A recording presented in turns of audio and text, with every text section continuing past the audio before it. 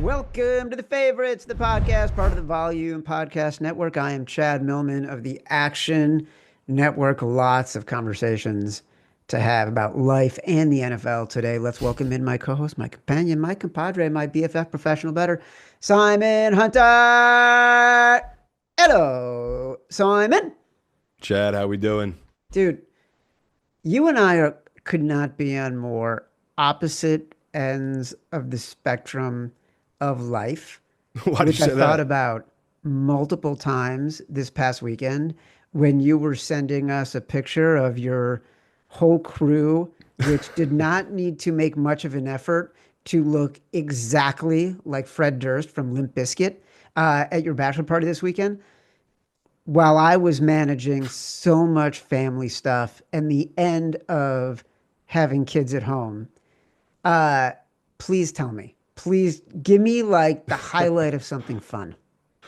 I mean, there was a lot of. I mean, it was just stupid as shit. I mean, from the get go, it was stupid. I literally get there, and one of the guys I'm staying with, his car is getting about to get towed. Like literally, the truck is backing up to tow, and I had to tell the guy, "Hey, that's my car," because I saw the kid had Delaware rugby stickers on the back of it. So it was a bunch of UDel rugby kids. 10 years later in Dewey Beach, so they were all reliving their glory days, and it was. Chad saw the picture. It was like 30 guys, all different walks of life, all real characters, but they're all connected through one person. Obviously, that's what a bachelor party is. So it was like his childhood buddies, his college buddies, and yeah, my first time really doing Dewey Beach. The bar scene's the best way I can describe it. Again, I'm old now, so like there's MILFs, which are people my age, and then above, and then like young 20-year-olds who didn't know who Fred Durst was and was like, why are 30-year-old dressed so weird? All these guys rolling up to one bar all over.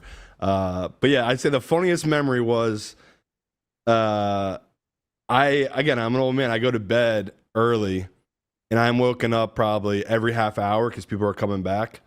So again, I'm a light sleeper. At 4:30 in the morning, it sounds like someone just got thrown through a wall in the apartment above me. Like, so we rented out the bottom and the top part of the apartment, and all you hear is just shit breaking, like insanity. And I went and checked the kitchen, make sure no one went through the floor because that's how loud it was. We wake up the next morning, it looked like a bomb went off upstairs. It was just three guys fighting. Yeah, just again, not fighting like you think, like just guys being guys, Yeah, just wrestling. dudes pretending they're in a hockey fight. Yeah, and he suplexed the guy, and the guy could barely walk. And it's like, you guys are all in your 30s. What's going on? So, yeah, it went exactly how you would think it would go with the rugby guys from UDel at Dewey Beach 10 years later. So, it was a great time. It was a great crew. Really funny group. Oh my God, it sounds amazing. Yeah. No, that's I'm what I said happy to him. you I was had that like, experience. I can't keep up. Like, even with them, I can't keep up. But you forget about the old days, right? You just go to the beach, you start drinking at 11 a.m., and you drink all day, you eat all day, go out to bars and restaurants all day, all night. And it's just like, damn, man, those were the good days. No worries. You're just boozing and eating, and it's warm and sunny out. So, yeah, I enjoyed it. But like I said, the whole time we just talked football. It's like, it's just on the tip of everyone's tongue. So I was like enjoying it, but in the back of my mind the whole time, I'm just like, can I watch this Browns game on my phone in this bar right now and not be judged? Because I just want to watch Sanders. So, yeah, it was fun going out with everyone, but also always football, Chad, always football. By the way, the last time I really did what you talked about, which is starting to eat and drink at 11 a.m. and just going all night, was spring break, my senior year of college, when or maybe my junior year of college, maybe my sophomore year of college, when we went to Panama City, Florida, and there were like 15 of us. We You're on a drove from Girls Gone Wild Bloomington. video? I have to now go through my collection, see if I can see Yeah, Chad. we like Panama drove City. from Bloomington, Indiana to Panama City. We started eating and drinking so early. I don't think I was hungry or sober for 6 days. Yeah, I gained on that trip, you know what I look like. yeah. I gained 13 pounds. Because you probably didn't go to the bathroom once. That's how fucked Not up your once. bowels But got from doing I have a that. picture of me from Yeah. that trip, and I'm like, my face looks like a basketball. I can't even picture a fat Chad. That's how in good a shape you are. I can't even visually see it.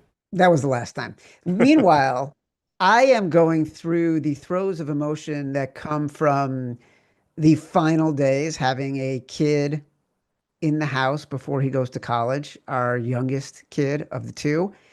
And we like have been doing stuff, and I'm realizing, holy shit, we're 16 days away from this now.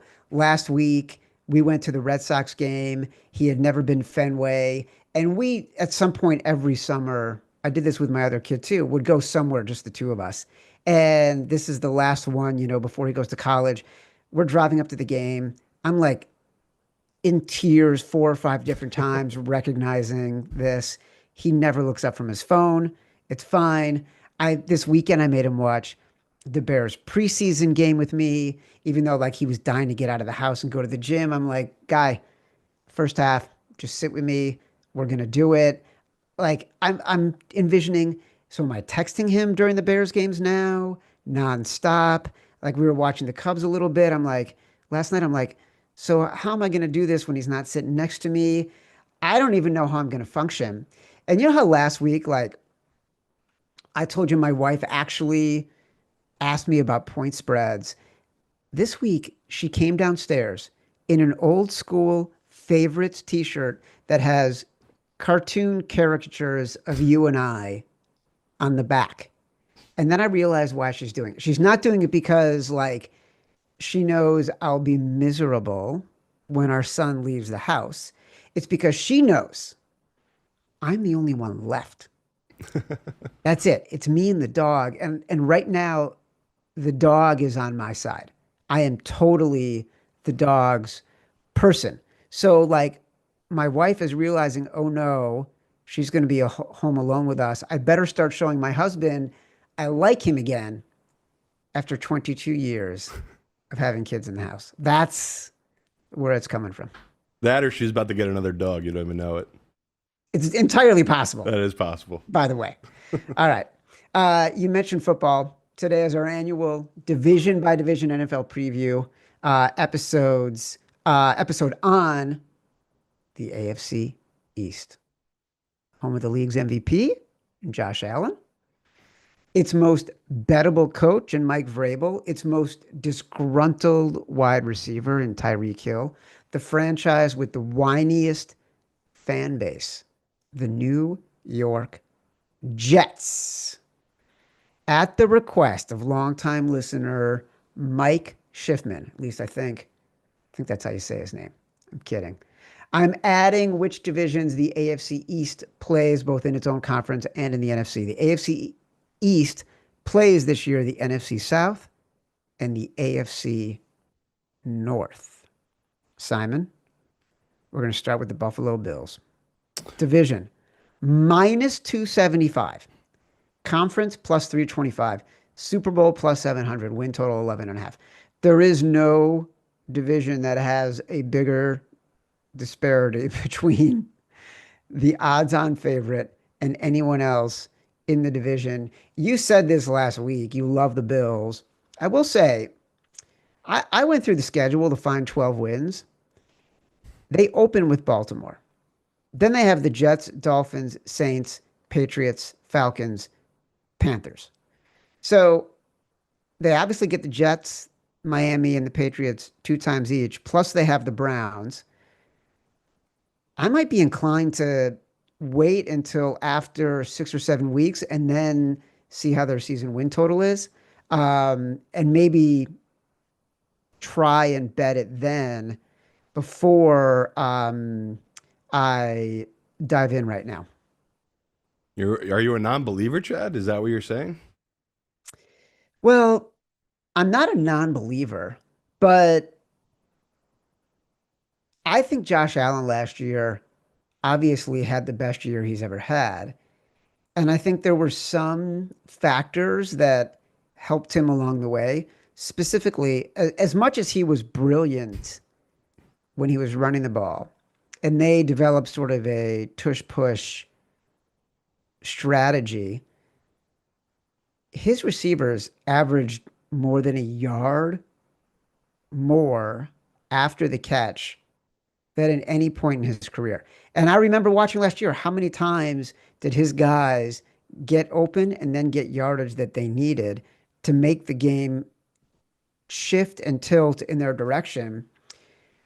That's as big a factor as anything. So, I just don't know if their defense is good enough yet. Like, and so last year to me was as good as they could possibly be.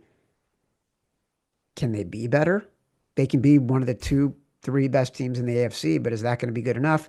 That's why I'm not like all in yet.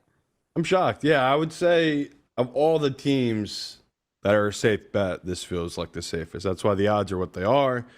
Professionals came in and hit this as soon as they opened it, and it was really based off the guess of what the schedule would be. And then once the schedule came out, this number really moved up because it kind of laid out perfect for them. They do have a very easy schedule. So that's why I wouldn't wait. If I'm going to bet this, like if I'm betting their win total, I'll take it. 11.5, no problem. Like their divisional odds is high. So we've talked about, like I put them in parlays, but it's I don't know if you're getting lost a little bit, but I definitely got lost in it last year where I took Josh Allen's talent for granted, and I can't believe I even thought the Jets or anyone else in the division had a chance.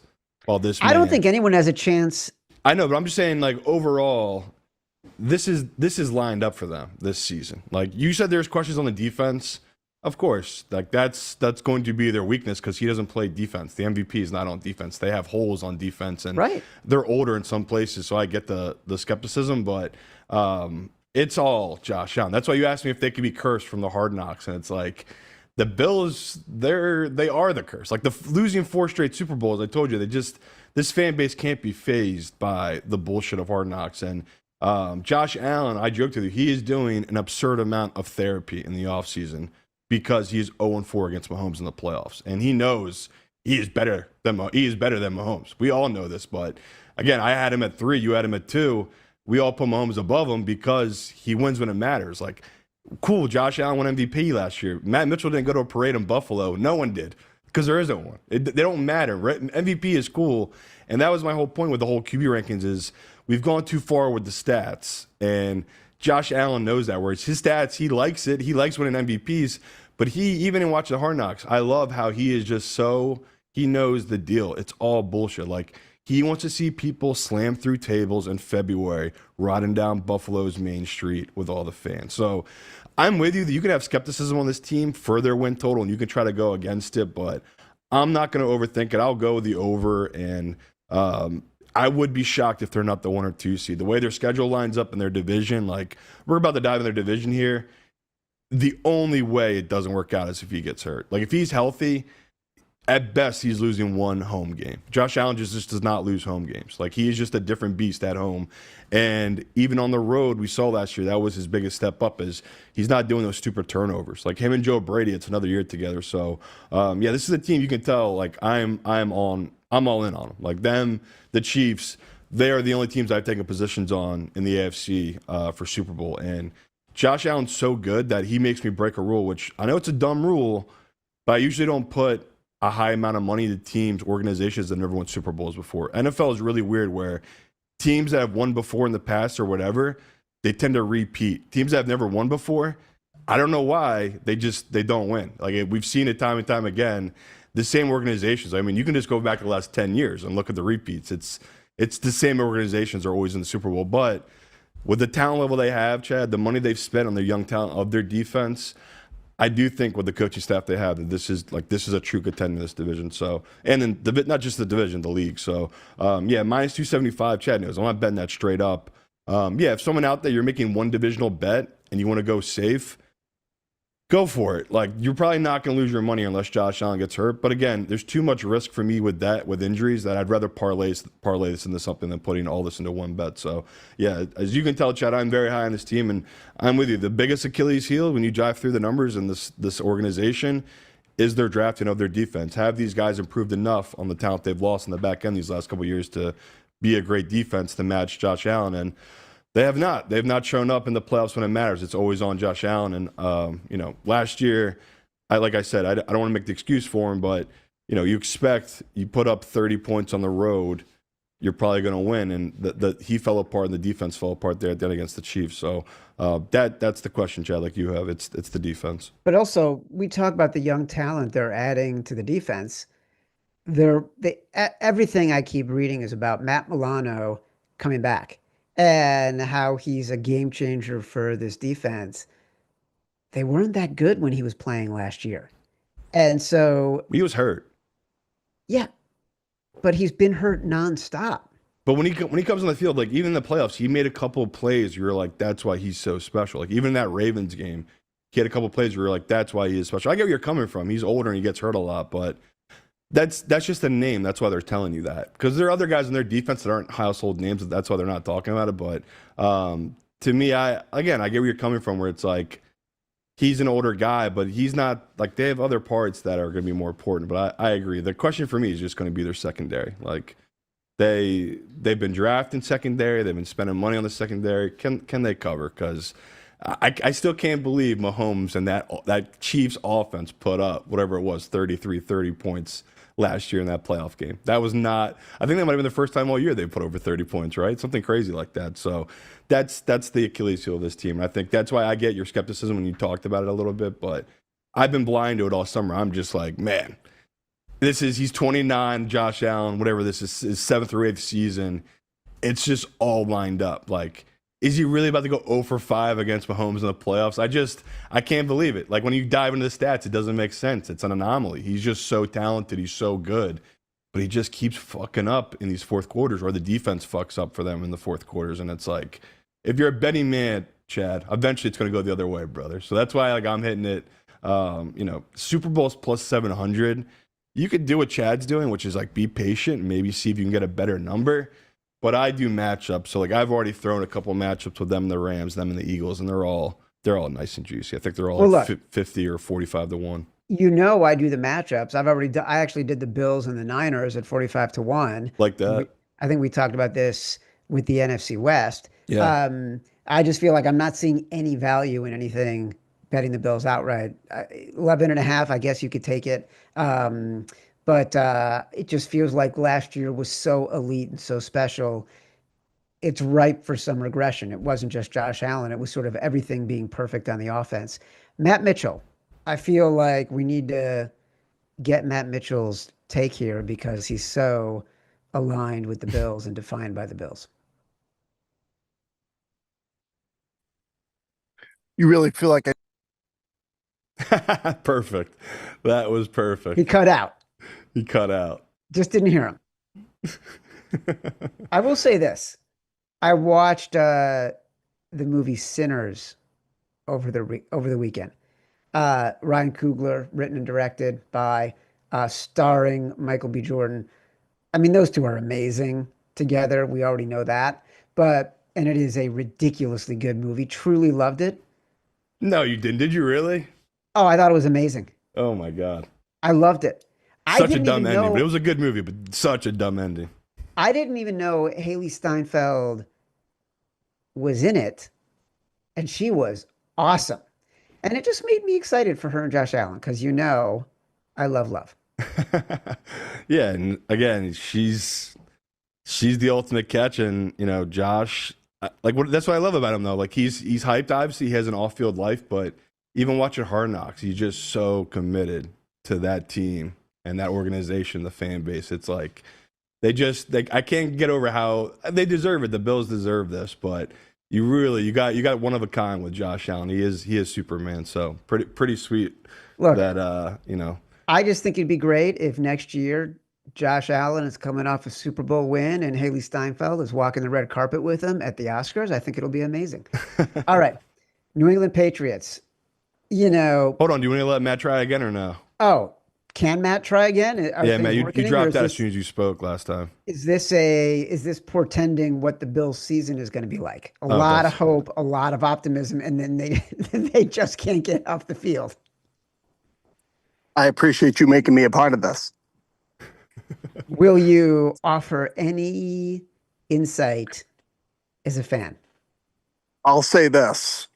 I am consumed with the exact same amount of dread for the exact same amount of reasons as I have been. I think Simon nailed it perfectly. I do think if you want to get involved in betting Buffalo, I actually do think the Super Bowl matchup angle is probably a really smart one because 7 to 1's asinine because it always feels like it's 1,000,000,000 to 1 that they'll win the Super Bowl. But I'd want to make more like 40 to 1 or 50 to 1 or whatever. And I think the last season in the old stadium and wanting to, if you're a conspiracy theorist, the league turning its eye to Buffalo, they'll want them to be successful and make money in this unbelievably expensive publicly funded stadium. So I think there's some angles there. All right. No, it's good for the script. I agree with that. Yeah. All right. New England Patriots. Thanks, Matt. Thanks for jumping on. New England Patriots. This is what's interesting. Huge trendy team. Getting a trend alert here. Matt Mitchell, cue the alarm. Trend alert. Everyone loves this team. You can see it in the numbers. For example, their conference odds are 35 to 1. Their Super Bowl odds are 75 to 1. Their win total is 7.5. Same exact across the board as the Miami Dolphins. But the Patriots division odds, 5 to 1. The Dolphins division odds, 7 to 1. So we know where the money's going. We know what people are excited about. And then this past weekend against the Bills, like everyone, or not against the Bills. Oh my God, I just totally forgot who they play. I think they played the Commanders, the Patriots.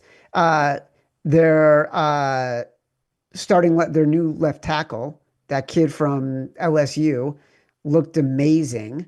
Those little videos were all over the TikTok of him doubling guys, of him pancaking guys. So, hooray, the Patriots are back.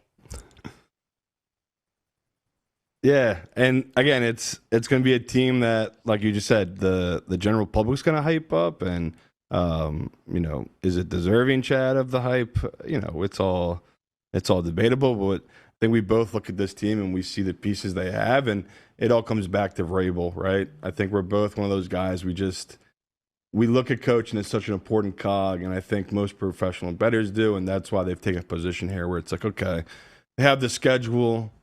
You expect when they've addressed the offensive line, it should be so much improved that, if Diggs just gets back to 75% is what he was before the knee injury, that's a huge upgrade for them, the wide receiver position. This is someone that can run routes. Like, he is really, really crisp at running routes. That's what Diggs has always been so talented at. So, Drake Maye, people have taken positions on them. We've had people on the show that, talked about him being one of the best quarterbacks they thought coming out in that group. And I've never seen it. And even last year, he had moments that he popped, but it's like, we all know he has the talent to have deep throws downfield, or he can run the ball. And that was never the question with him. The question with him was being consistent. And that was the problem with him coming out. And last year was kind of a throwaway because, this year he's going to have Vrabel and McDaniels coaching him up. That's a huge, huge upgrade than what he had last year. So I think people might be a year early on him because of what they're projecting. Because people are like, well, they have an easy schedule. Every fan base, you talk to any fan base outside of New England, you're the easy team on their schedule in New England. Like, you're talking about everyone you have an easy schedule this year. When people look at their schedule and break it down, 31 other teams are saying that's a win against you guys. I don't think anyone's giving a loss to the Patriots. So they're an interesting team where it's like, I get what the bookmakers they're doing. They're taking a position on them, and their model is projecting out this is a really talented team. I think it's a year early. Like, my model literally has them right next to Miami, basically. And you just talked about the difference, like 7 to 1 Miami to win this division. They're 5 to 1. That's a big difference. So yeah, I like this Patriots team a lot. I love the pieces there, but it's like, what is the ceiling? They put them at 7.5 wins. Are you taking their under? I'm not taking their under because there's so many variables. They could easily go over this with Vrabel and Drake Maye. Dude, I did the math. All right.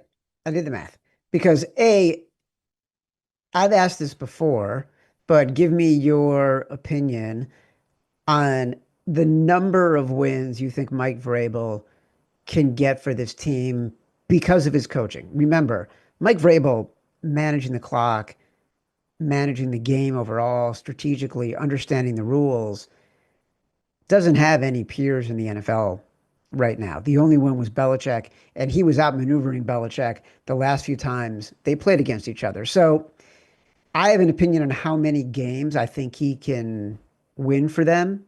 How many do you think? How many do you think he can win for them? Yeah, I think last time I said 2, and I think you had a 2.5, right? Or Yep. something like that. Yeah, so I Two did and I 2. set the line at 2.5. Yeah. I think it could be as many as three.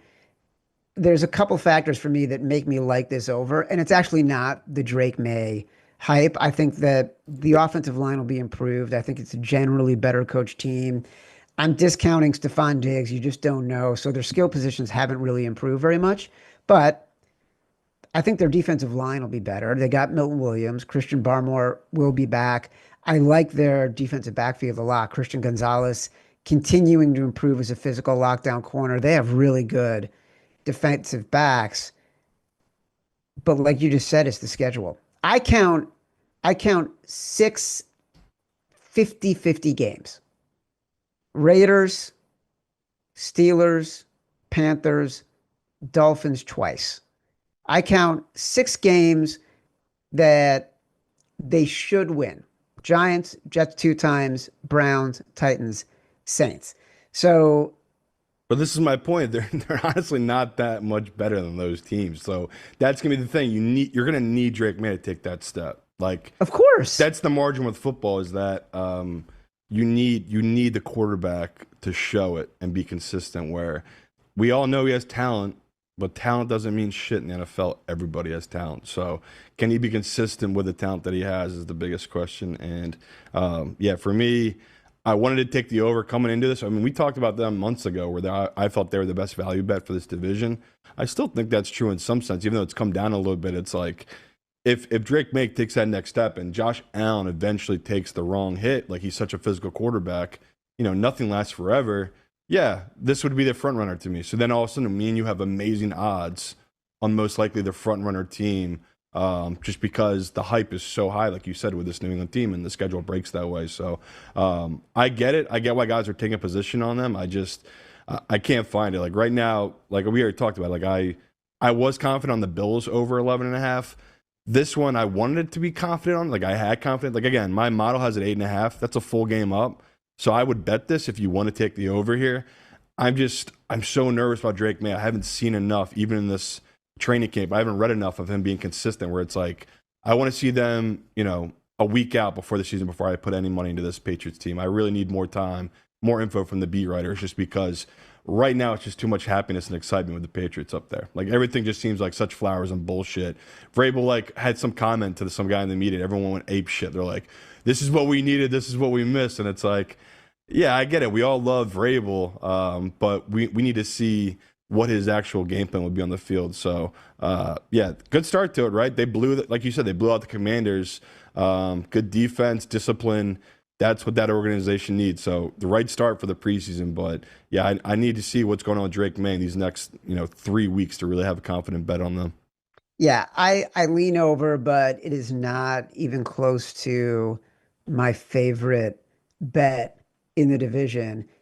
Have we gone anywhere near any of your favorite bets in the division so far? I just want to make Yeah, sure we Bills. didn't. I love, like we just talked about the Bills Super Bowl bets against Super Bowl matchups, and they're over. I love 11.5. Like Okay. I got them at 13 wins, and like that's my motto as a human. I'm just like I'm the opposite of you. I look at their schedule. I'm like, where do they lose? Like they are just so much better than so many of these other teams because the style they play with Joe Brady and the ball control of that running style they have on offense now. So, yeah, I told you, I'm drinking too much of the Kool-Aid. So I was happy to hear you skeptical because I need a little bit of pullback. I've talked to other pros who've pulled back a little bit because of that defense, but I'm also just like, man, it's so hard to pull back Josh Allen at this age in his prime. It's just, we saw it last year. Like you said, that was his best season ever. He just has gotten better every year. And it's like, what is this? Are we about to see the next step where he literally has 1 to 2 turnovers this upcoming season? I mean, that's gonna be the game changer for him. Is just if he can not fumble or throw those stupid picks in the red zone, which we saw last year, he became MVP. So that's the question with them and with this team here. It's all about Drake Maye. Like I don't think neither of you are either high on him or low on him. We're just no opinion. He didn't show We're us just anything. waiting. Yeah. I have a controversial favorite bet that I didn't really come to a conclusion on until I finished my research for this division this weekend. But first, quick heads up to anybody playing fantasy football this season. The Ultimate 2025 Draft Kit is here, courtesy of our Fantasy Labs team. That means our award-winning team of Sean Kerner and Chris Raybon have their rankings, tiers, and cheat sheets ready for you. To get them, you'll need a Fantasy Labs subscription. And right now, new subscribers can use code FLEX20 for $20 off at fantasylabs.com/flex. Let Sean and Chris make your fantasy prep easier. Use code FLEX20 for $20 off at fantasylabs.com/flex. All right, Miami. As I said, division 7-1, conference 35-1, Super Bowl 75-1, win total 7.5. I'm telling you, man, if Tua is healthy, this is a competitive team, no matter how bad their defense is. Every time you look at the stats for the past few years when he is playing a full season, I know we don't like him as a quarterback. I know we would never put him in a top 10, but he is a top 10 quarterback across every single metric. Superficial stats, advanced metrics, anything you look at because of who he is, because of the system he plays in, he is just too good in this offense. He is too accurate. The offense is too hard to stop on short slants and quick throws in short yardage situation. So everyone is down on them, which screams to me, give me the over 7.5.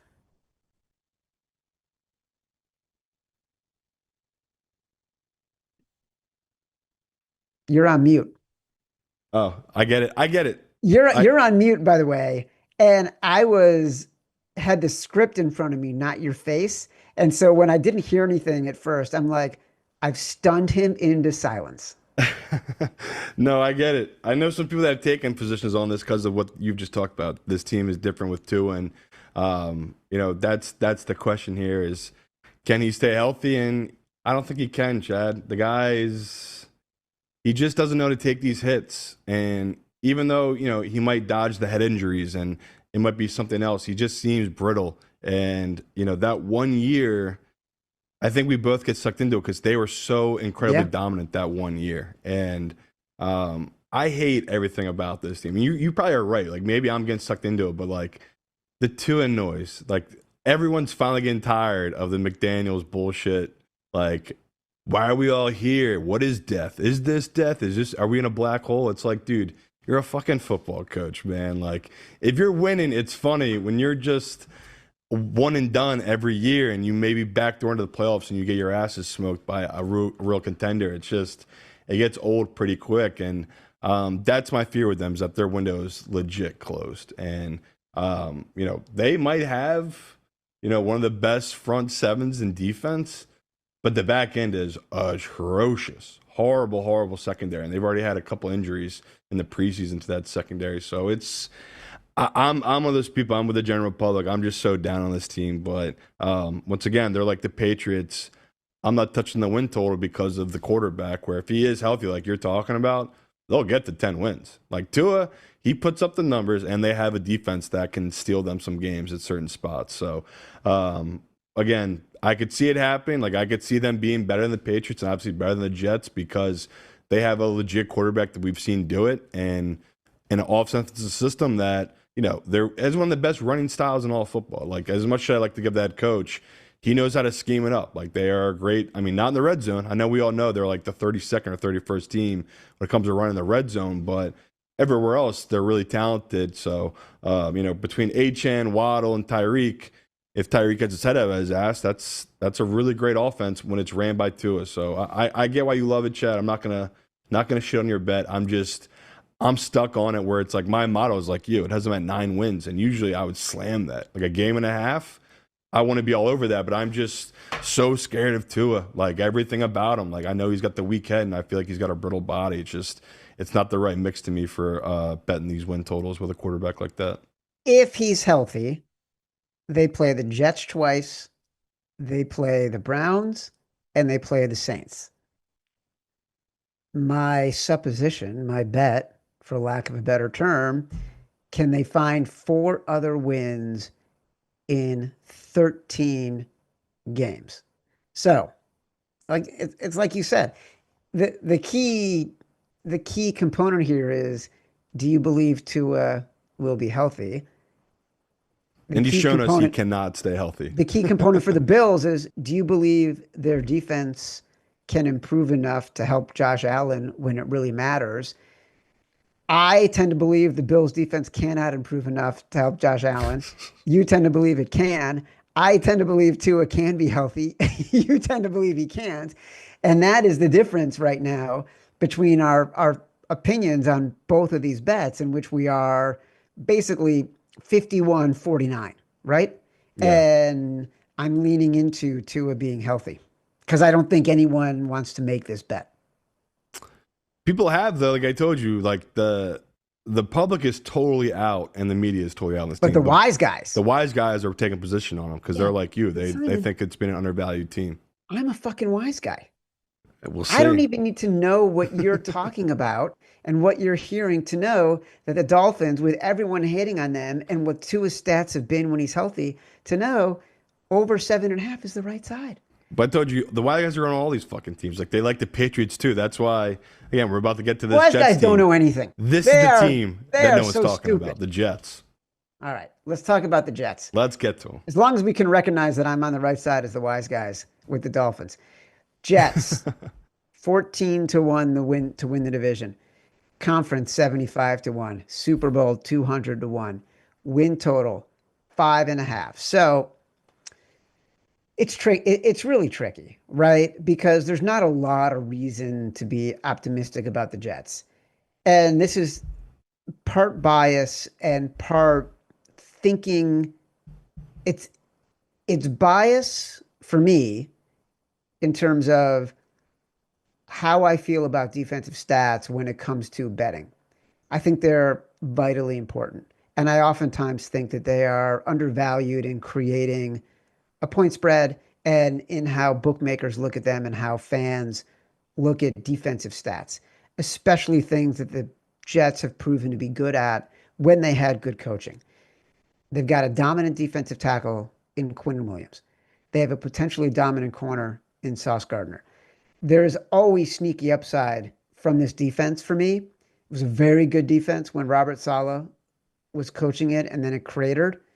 I like what Aaron Glenn did with the Lions when they had nobody because everybody was injured. So those are the positives to me. But I'm not going to make a bet on anything regarding this team because their offense is just so bad. I'm drinking the Kool-Aid. I can't believe it. And it was funny. I know. I've been trying to fight it off, but I've been just buying so many shares all summer in fantasy football of Justin Fields, and I needed to see 1 minute of him in preseason running that touchdown to be like, this is the vision. This is the vision of this stupid-ass team getting to 8 wins, 8-9 somehow with Aaron Glenn. Because I do believe in him as a coach, man. Like, that Detroit defense was held together with bubblegum and bullshit. I don't know how they functioned. That Lions defense could not believe they were the 1 seed. Like, he held it together. His coaching is so good. Like, his schemes, his adjustments. Again, yeah, but you're talking about maybe there was some dude in the background that's giving him all this data. But Aaron Glenn, everything I'm reading, I love the way he talks to his team, how the guys talk about him.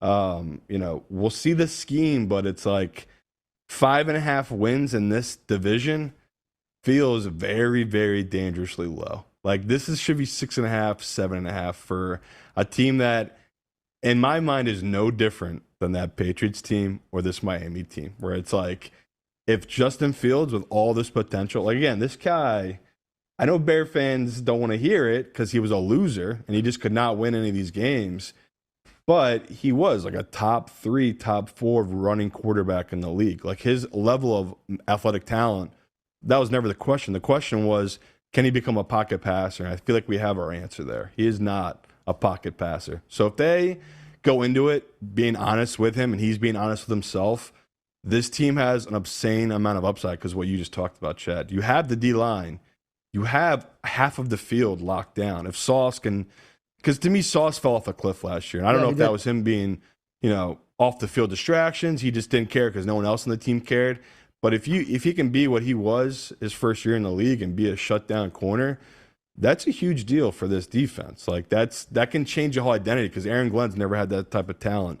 I mean, again, they had some of the best safeties on football in Detroit, but they didn't really have great cornerbacks. Like they had so many injuries across the board. So I can't even believe it was 5.5, and I hate that. I loved it right away.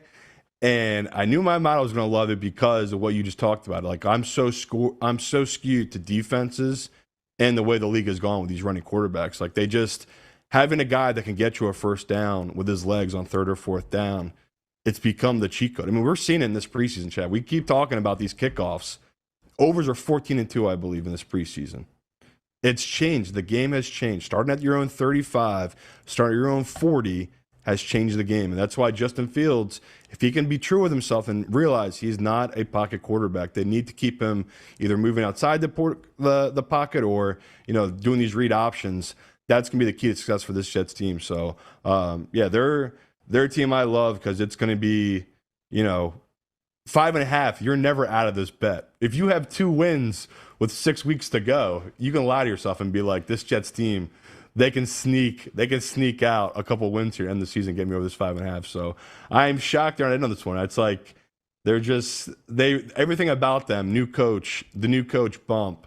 Everyone's giving it to the Patriots, but no one's giving it to this Jets team at all. And I think that's interesting. Where it's like Aaron Glenn, man, he's not that different than Vrabel in some aspects of his motivator of men, but I get where you're coming from because we've seen Vrabel do it. We've never seen Aaron Glenn do it. Well, that's exactly why. We haven't seen Glenn do it as a head coach. Like you, loved what I saw with the Lions. Like you, totally lean into defense, usually leaning to defense, especially when I think there's value in the win total. And I don't think that's being accounted for. I think the bookmakers are seeing the public and saying, it's the Jets. It's Justin Fields on his third team. He's a washout. He can't throw. And it's a whiny fan base. And everyone is thinking Aaron Rodgers is gone. This team can't get out of its own way. They're going to be losers, right? So I totally think there's value on the 5.5. I just didn't jump on it because Aaron Glenn is a defensive coach. That's where I think he will really put his stamp. I don't know what they're going to do offensively. And even if they do well offensively, Justin Fields as a running quarterback cannot finish a season. We talk about Tua, right? It's the same thing with Justin Fields. Last year, Justin Fields was great with the Steelers, but he didn't finish with the Steelers. And well, that was an injuries. That was Tomlin made a promise. He made a promise to Russell Wilson. Promise, but also a little bit of the Steelers were winning, but despite Justin Fields, I know where you're coming from. Despite Justin Fields, but again, he wasn't hurting them either. Like he went 5-2 or something. Are we saying that the model for the Jets now is what the Steelers did last year? Only we think it can extend over the course of a season. I'd release even more because to me, Pittsburgh was saying to him, "Don't let us lose because of you." So they were really pulling it back. Where Aaron Glenn's like apparently being like all blown smoke up his ass, being like, "You're one of the top guys. We're going to release you. We're not going to try to contain you. We want you to be one of these guys that's slinging it, running around with it." So again, I think they're totally from the viewpoint of they'd be happy, the Jets. I think if they went 3-14, but if they can unlock something here in Justin Fields, they read the game a 2-year deal, I believe. If they can get to 8-9 wins, that's something to build on and go head into next year. So that's my hesitation here, where it's like I totally get where you're coming from, Justin Fields and injuries and everything like that. It's just when a new coach comes in, you have a defense. I drink the Kool-Aid on those type of teams. All right. Simon's favorite division bet is the Buffalo Bills over 11.5. Mine is Miami over 7.5. He also likes the Jets over 5.5. I probably could be convinced to join him on that enthusiastically. But we're not going to jump in on the New England Patriots. The favorites will return with our next episode Thursday. on the Action Network YouTube page when we talk NFC East. Also, go subscribe at Real Chad Millman. Get loads of extra content there. Download us from Spotify, Apple Pods, wherever you get your pods. Rate, review, subscribe, leave us 5 stars. Say whatever you want. Feedback is a gift. Until next time, love you.